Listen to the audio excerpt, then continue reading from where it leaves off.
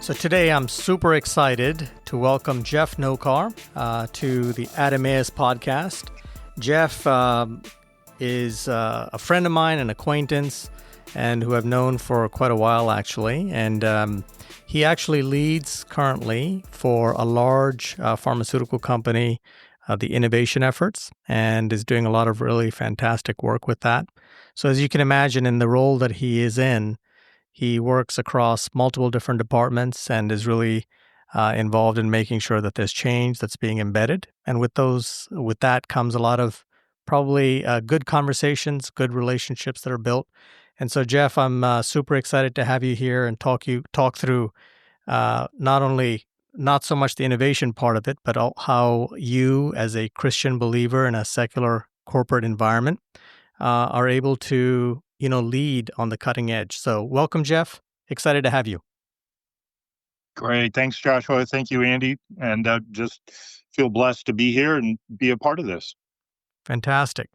So, Geoff, we'll jump in. But by the way, before I led with the innovation part of it, and I know many listeners, me included, are super excited about all the stuff that's going on in AI, the digital stuff, and everything else. So I think that's probably a much larger topic for a different podcast. And so we'll have you back on to maybe talk about that and kind of some of the decisions I'm sure that are going into how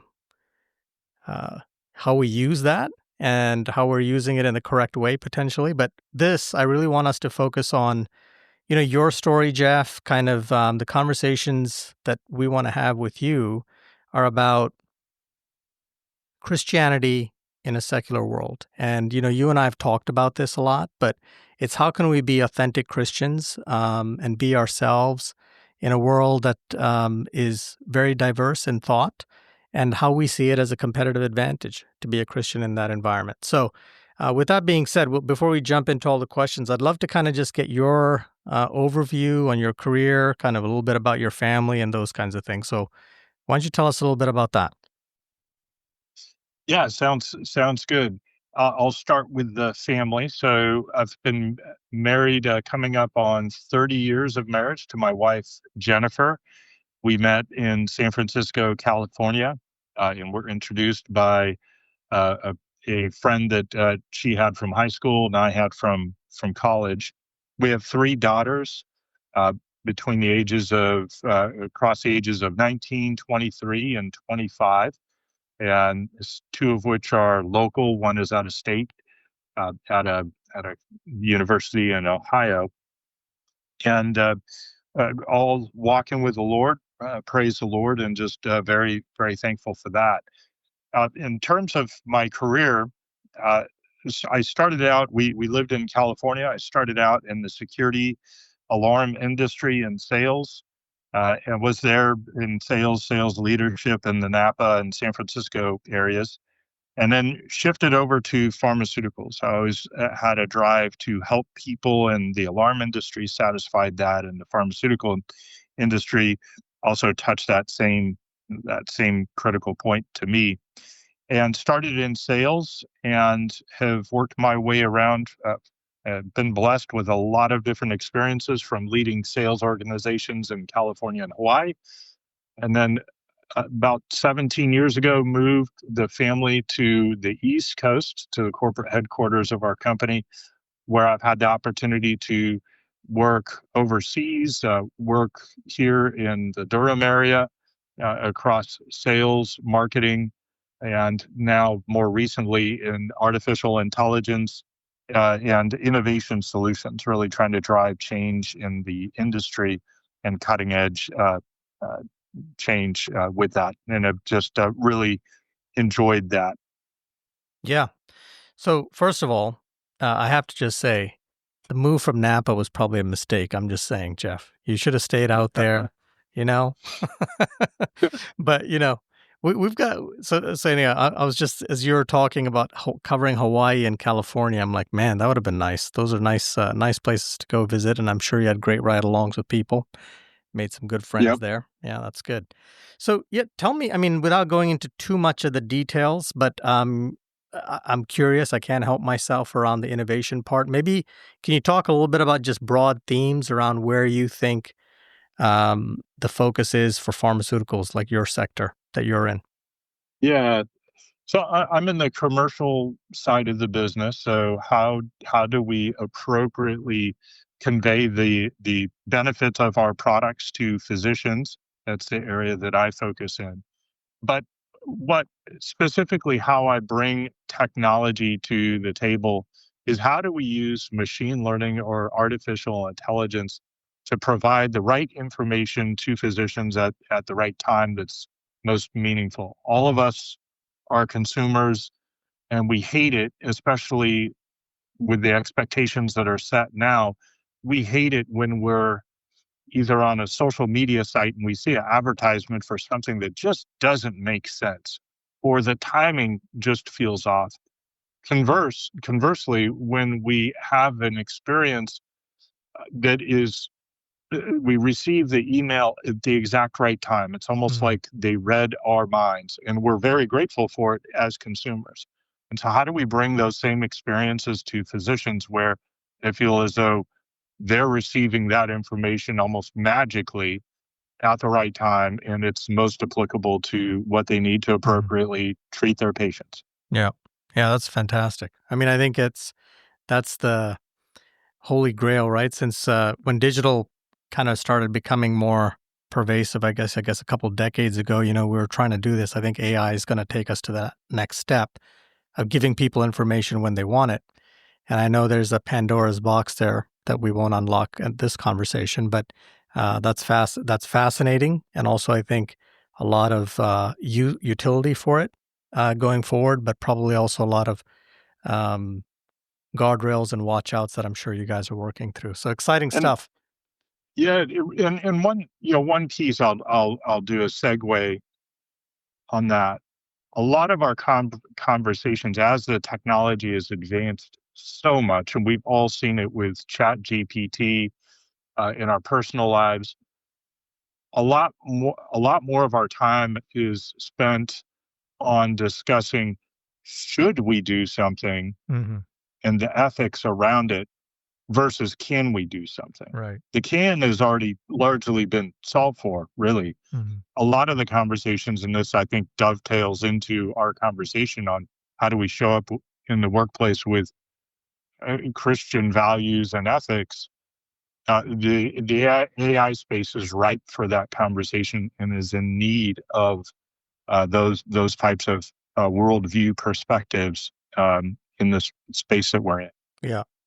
And I think you're setting yourself up for a revisit here, Geoff, to this podcast, so you can come back and talk about AI and the differences or the conversations that we need to have as Christians in that space. So that's fantastic.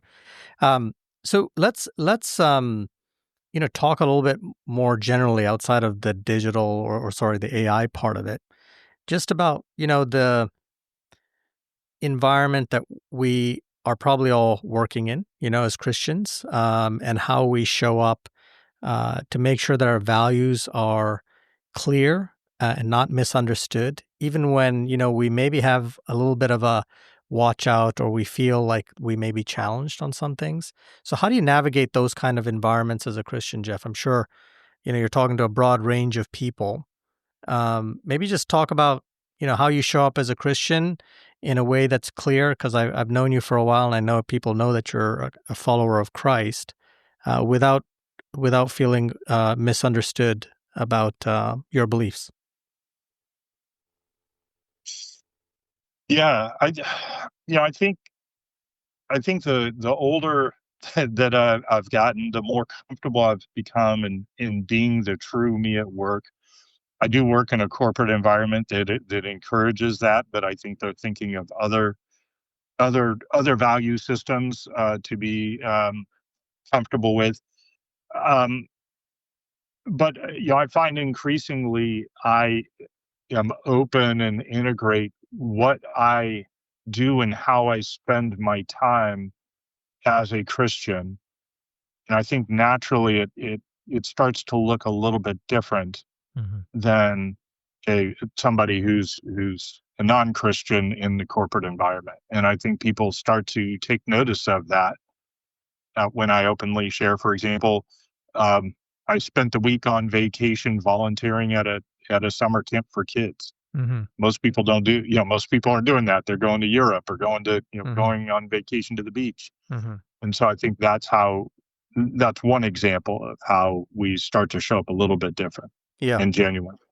Yeah, and I think I like the way you're sharing that, because it's very just organic. It's kind of like talking about your vacation, and because of what your passion is or your interest is, you may take slightly different vacations. Not that you don't go to Italy or whatever it is, Geoff. We know that, but also there's the opportunity to kind of share other things, which is good. So let's dig in a little bit on kind of like maybe where you felt uncomfortable in a corporate setting, right? Where maybe your values, and I don't mean values from a moral standpoint, Geoff, right? We know generally, probably in most of our sectors, people are generally ethical people, right? But maybe like where your values as a Christian, you've had to kind of come back and recalibrate yourself on that when you've encountered them at work. Encountered contrarian views, you know what I mean? Yeah. Well, and I struggle with, there are times certainly that I struggle with that. Yeah, I think where I struggle with it, and I think where a lot of the people who might be listening to this struggle, is when we are called to walk in the world, be in the world, but not of the world, right? Mm-hmm. Jesus spent time with tax collectors and prostitutes and so forth, and we are asked to be in the world, and navigate the world in much the same way. Mm-hmm.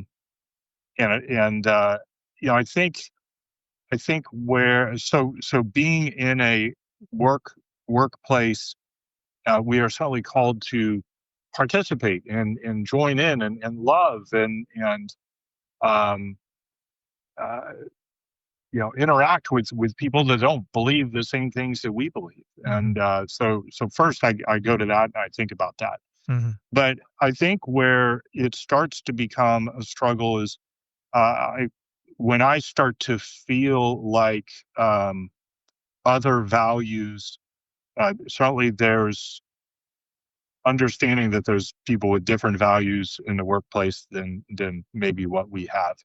But when we're encouraged or asked to endorse or support or champion those values, Mm-hmm. I struggle with that balance, Mm-hmm. if I'm being transparent. Yeah, no, that's And perfect.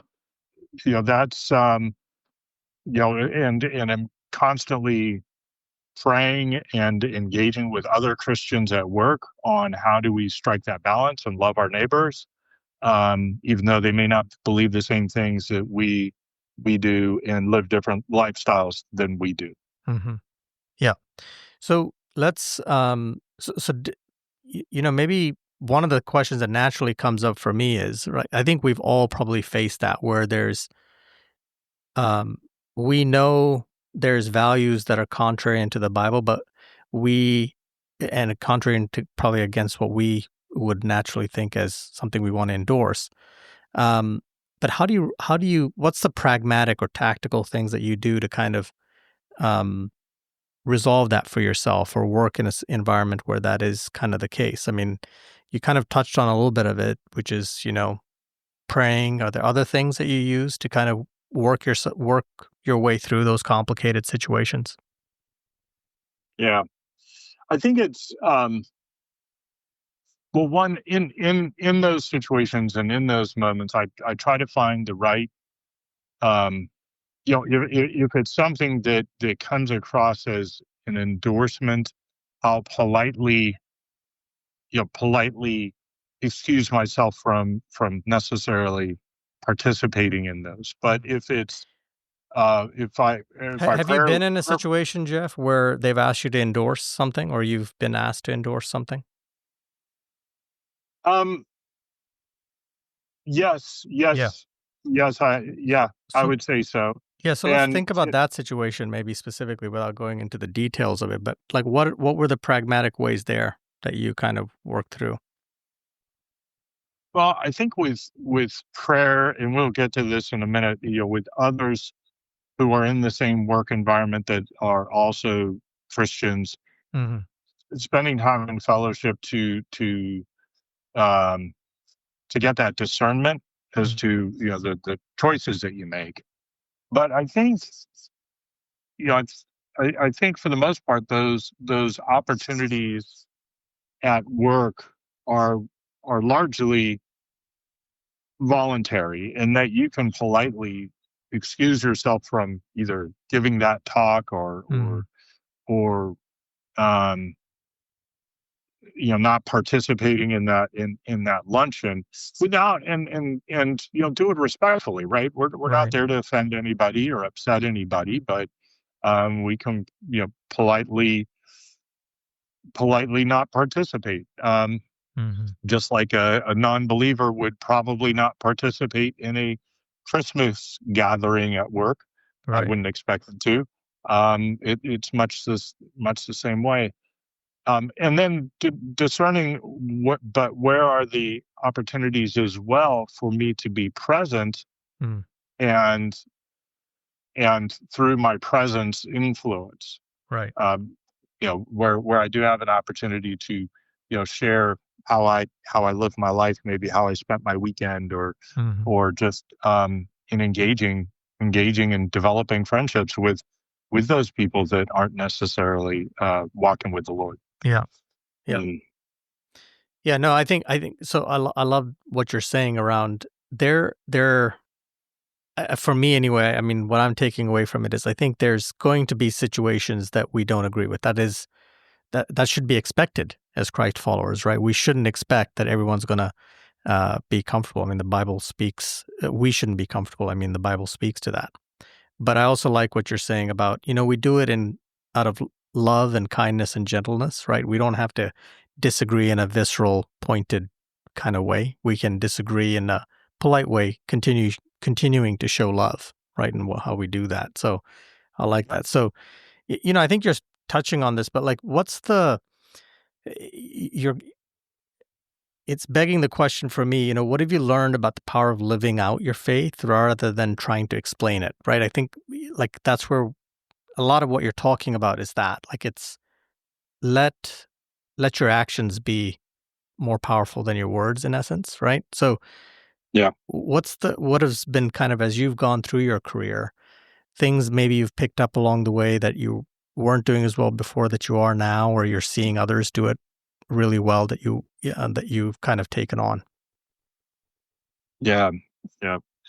Um, we on the first part of your question, living out my faith, we talked about it a little bit earlier, just bringing my whole self to work. Mm, And when the Holy Spirit grabs hold of you, you can't help but talk about that.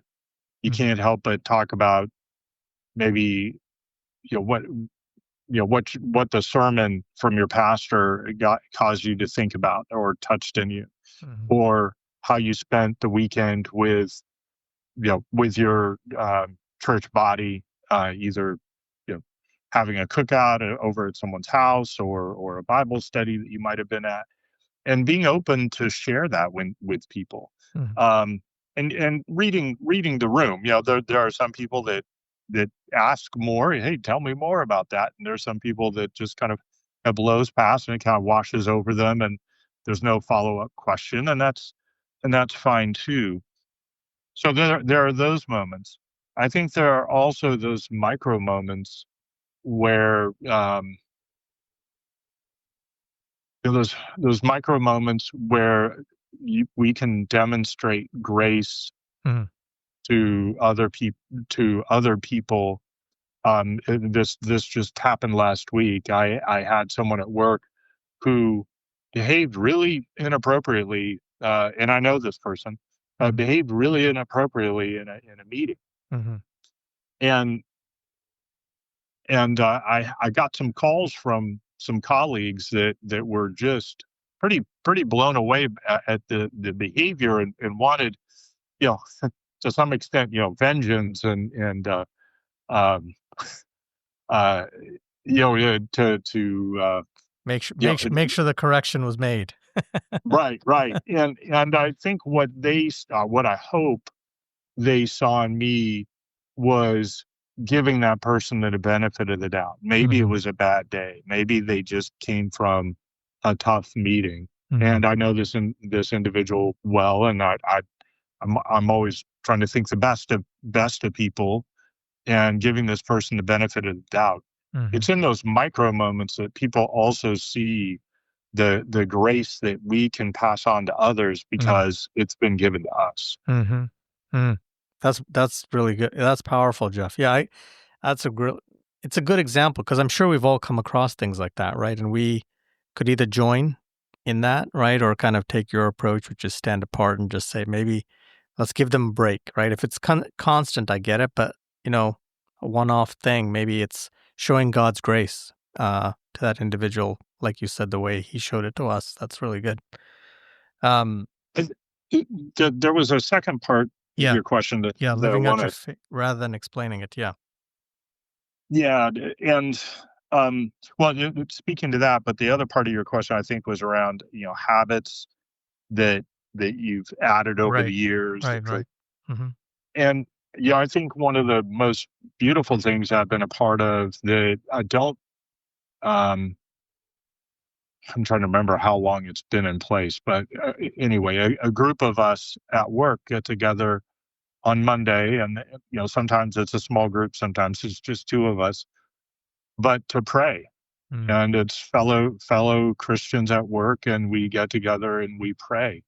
And probably one of the neatest experiences through that is, and we're an international company, and this Monday we do it at lunch Eastern time. This Monday prayer session is also attended by people overseas, and we had a young woman join who just accepted Christ. Wow. In Belgium, and she was coming from a Muslim family, and we had the blessing of being able to shepherd her through those early steps. Trying to think about how to navigate.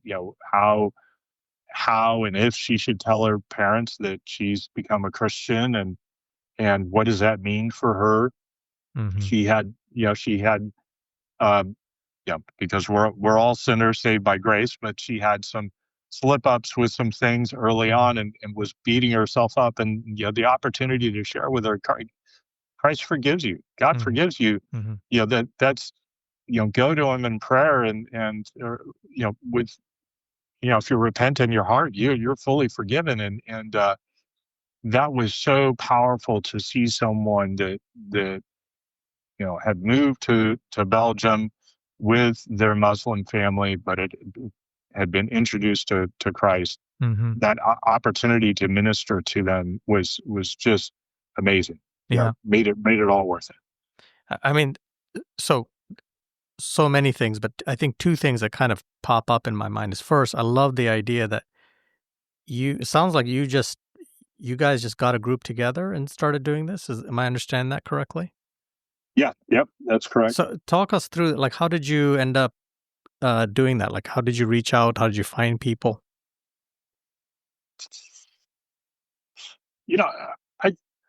I think you begin, as you engage at work, and if you will, the proverbial coffee cooler or water cooler talk, you get to know who is going to church and who's on a walk with the Lord, and so it's largely word of mouth, and just letting people know, hey, there's a group of us get together on Mondays and we pray, and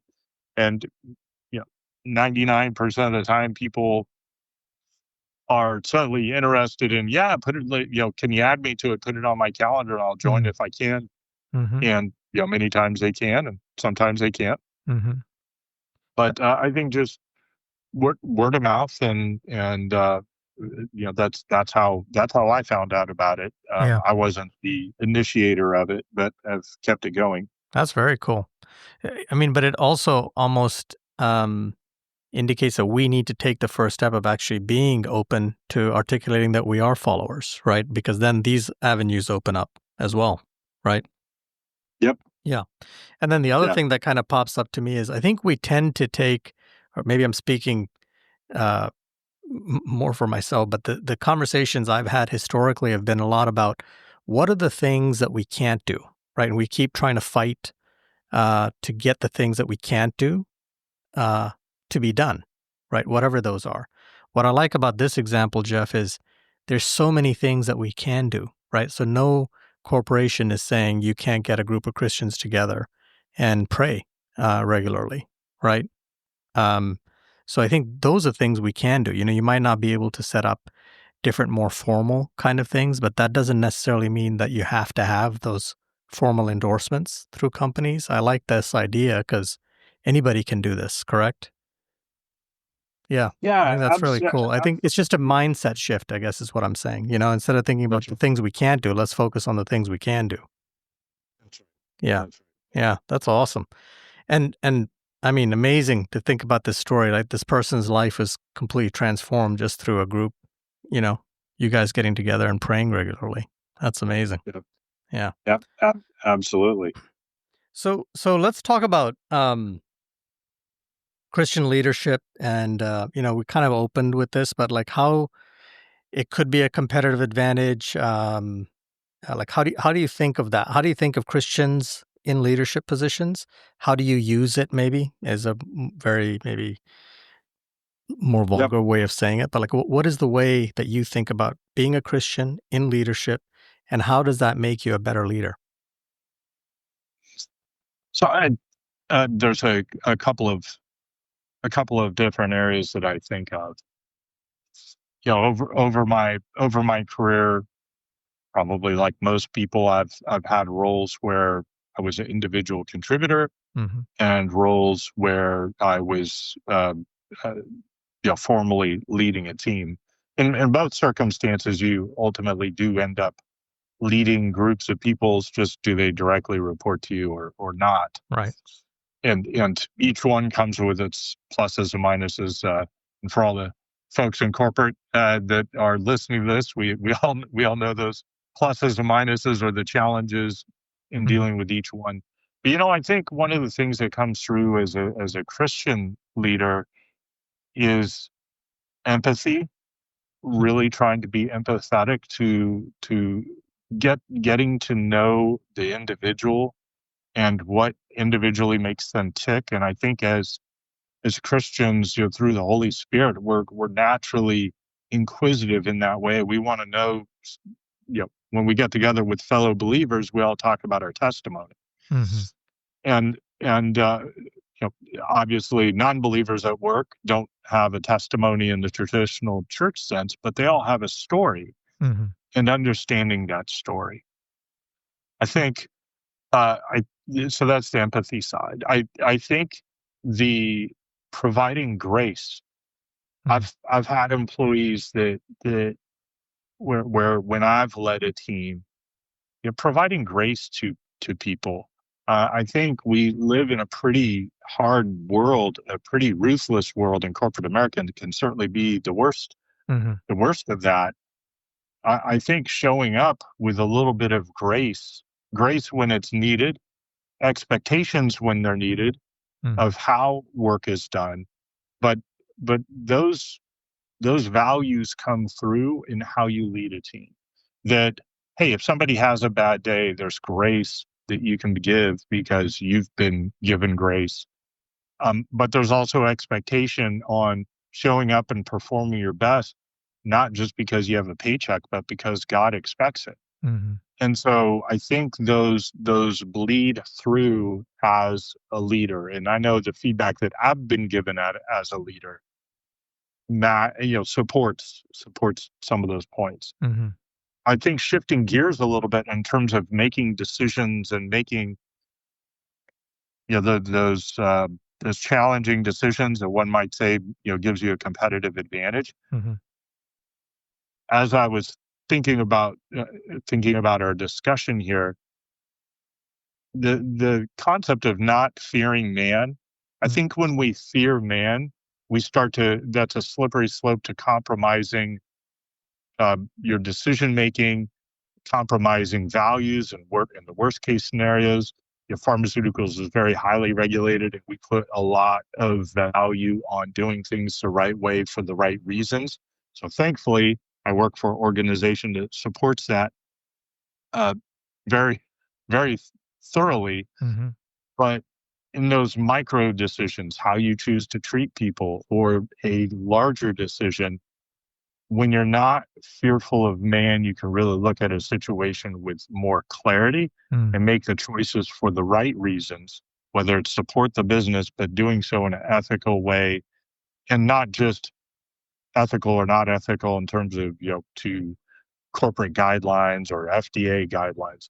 I'm talking about ethical in terms of, how do you treat people? How would someone look at this? And in corporate America, we always say the Newsweek test. If this was on the news, would your family be okay with it? Right? If your decision was, all the behind the scenes of your decision were on the news, would your family be okay with it? Right. But actually, we're held to a higher power. Mm-hmm. We're held to, if you're standing in front of God, what's he going to say about that decision? And but I think that is a competitive advantage, actually. Yeah. I mean, so first of all, one of the huge reasons I like having you on here, Geoff, and kind of just your background is, I always think by the time guidelines are established, those are non-innovator spaces, right? Do you know what I mean? Yep. You really need a strong moral compass when you're going into true innovator spaces, like, the spaces you're working on with AI and other things. You're actually going to be establishing what the guidelines are for the future. And so, there's not going to be, here's what we need to do in this situation, here's what we need to do in that situation. It's not going to be as cut and dry as in many other areas. So, having what you're describing, like a Christian moral compass to kind of help you and help the organization make the right choices and think through the right decisions. I think that's a really great example. That's powerful for all of us. I also think it's kind of cool to have you on because, as Christians, I think we should be leading, right? We should be taking bold choices and making innovations because that should be, we're a little bit rebellious by spirit. I think we are followers of somebody who didn't always follow all the rules of his day, right? And so I think for us to be here and stand up a little bit and be against the norm it should be feel uncomfortable. I think we think about it feeling uncomfortable. We should feel proud about the fact that we're leading in these innovative spaces like you are. So that's awesome to hear you talk through that.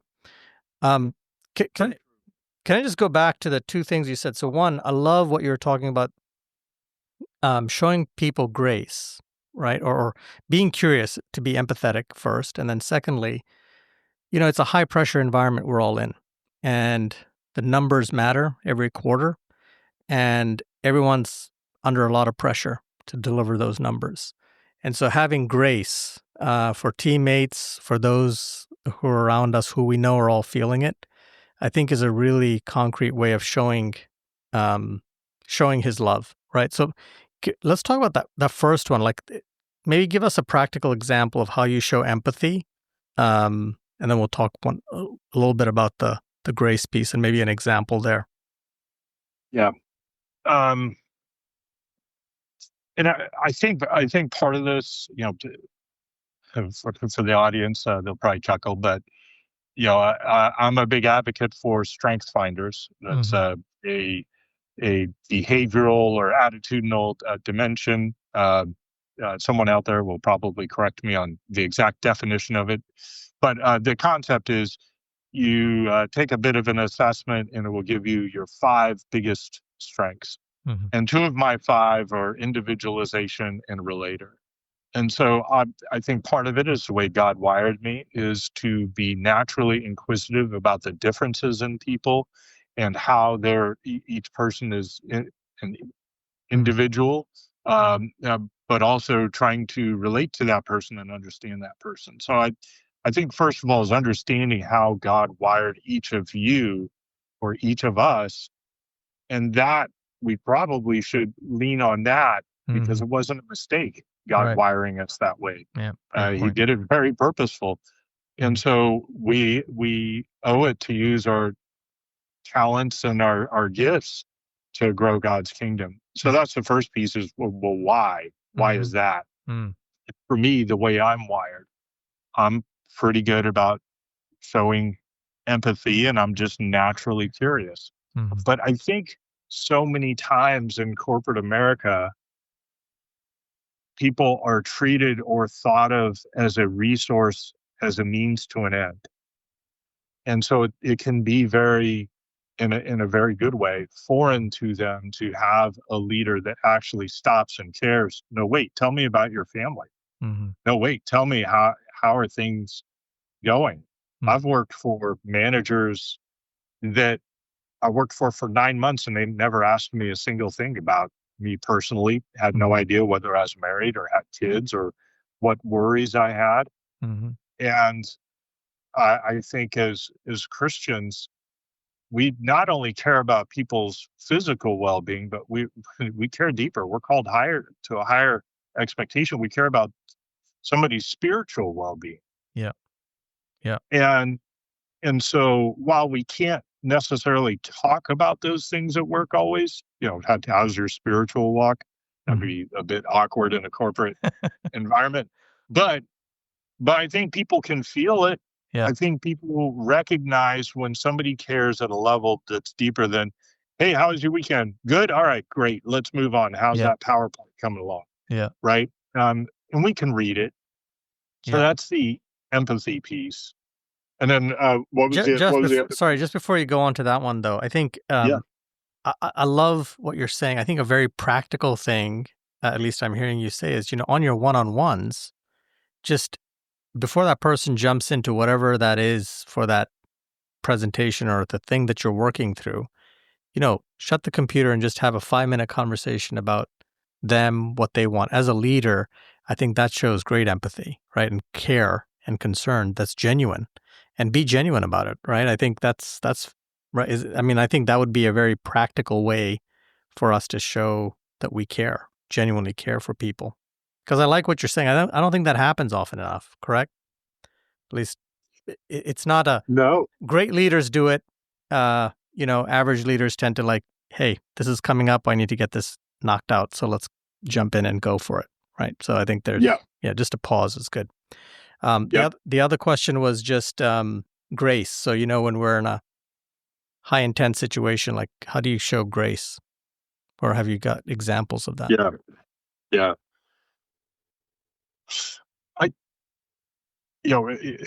And this one's a little nuanced.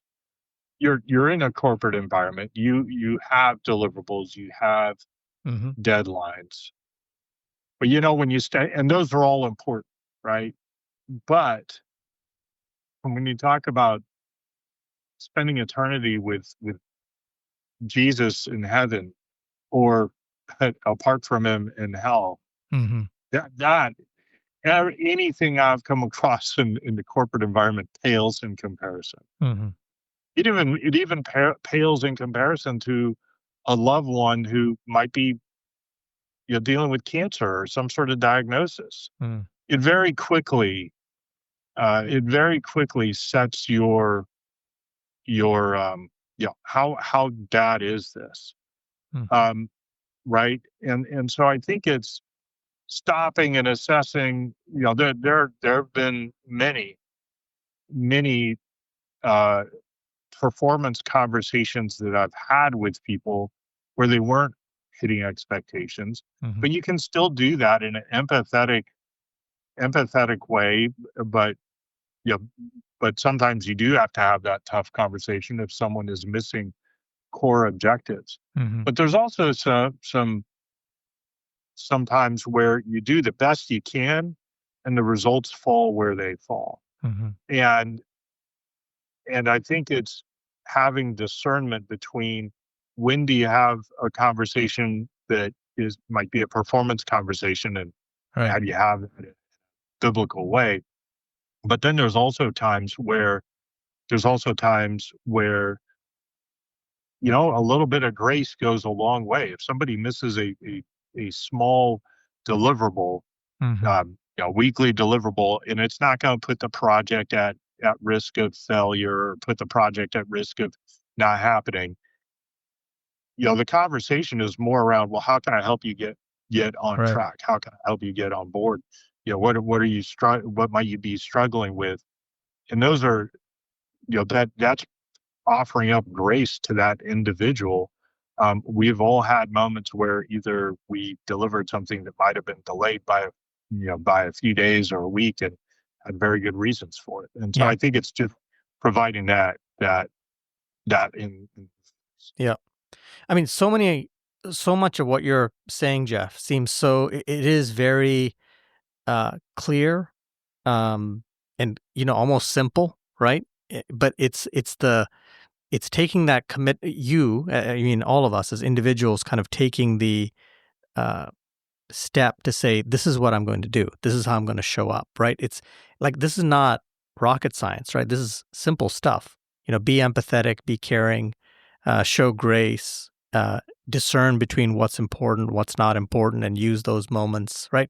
I mean, all these things that you're talking about, I think, are really important things to do for people, but it's surprising why it's not done more. Do you know what I mean? Like, I think it's a simple way for us to show our faith very easily, just by making a commitment to do it and show up that way every day at work. And I think it starts with prayer, right? Like, kind of where you started out um, this podcast. Like, you almost have to start there, and the rest of it flows from there. It it yeah, I was just going to jump to that. I mean, it starts with prayer. It Mm-hmm. starts with fellowship. It starts with being plugged into a healthy church body. It helps to be there on Sunday, not just watch. If you can, be there physically on Sunday, not just watching virtually. It's being part of and participating in that church body.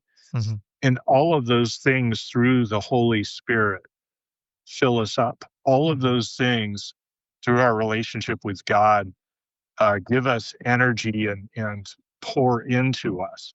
And you stop and you think about it. If you're in the secular world, what pours into you?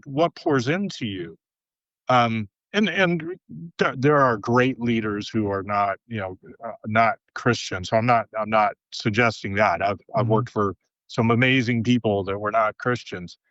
But it is a lot harder to tap into a a higher sense of purpose and a giving sense of purpose where you pour into others. We've Mm-hmm. ties into that. We've heard the phrase, servant leadership. Mm-hmm. But to be a servant and to really apply servant leadership, you've got to be plugged into something that's pouring into you. Yeah. And for us as Christians, it's having an active walk with the Lord through prayer, through church family, through fellowship, etc. Mm-hmm. Yeah. Um, so completely agree. I think, we're coming close to the end of our time here. So I do want to maybe wrap by just asking you, as you look back, what is the one piece of very practical advice you'd give yourself or to someone else wrestling with integrating career and faith? So whether it's, you speaking to yourself or things that you've picked up along the way, would love to hear that. I would say seek out fellowship at work. Mm. Um, for a lot of my career, I thought the two were two different things. Mm. Um, you know, um, not not yeah. I would show up. I wouldn't show up as a different person as at work, Mm. but I wouldn't actively be in prayer and Christian fellowship at work, which was different. Mm. Um, when you and I worked together, Mm-hmm. I would certainly show up and try to show up, with my values present, but I wasn't actively in prayer with people from work. I wasn't Mm-hmm. actively wrestling with um, wrestling with that dynamic between my corporate life and my personal life. And so I would tell myself, find other Christians and start actual fellowship with them at work if you can. I think the second is I would tell my younger self to be a little bit bolder in terms of, many times in the corporate world, we are told, be your true self, right? Be your true self. And, largely that is directed towards, smaller populations, subpopulations in the corporate environment or the different groups that are non-Christian leaning necessarily. But I think I would tell myself, be a little bit bolder on, being your true self at work.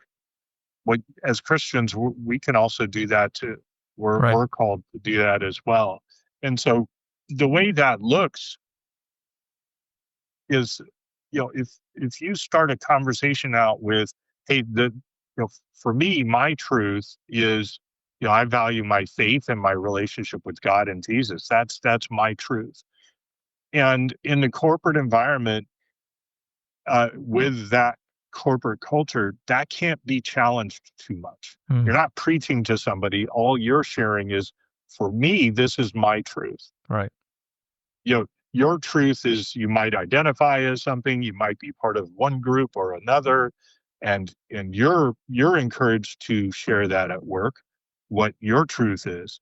And therefore, I'm also able to share what my truth is. And I can be genuine, and I shouldn't be judged for that. But we also know we are going to be judged, and we are going to be criticized. We know it's not an easy road, but that's how the gospel spread. Paul certainly didn't face an easy time as he went around, as we all know. To put it lightly. And so why would we expect it any other way? And so I think being a little bit more, I don't want to use the word bold, but genuine in the workplace. Yeah, I think that's fantastic advice, Geoff. Very good. So first, thank you for joining, Geoff. Thank you for the awesome insights, but also for continuing to lead in such a critical space for us, and being a Christian in that space, I think, is going to be a huge positive for your organization and you as well. I'd just like to say, as we wrap here, I think, for me, the takeaway from Geoff's conversation is, let Christ's love be seen first, not just heard. Let's live it rather than speak it. And Geoff, you're doing a fantastic job of that. Thank you for being such a great example of it. With that, we'll wrap this Emmaus podcast. Thank you guys for joining. All right. Thank you.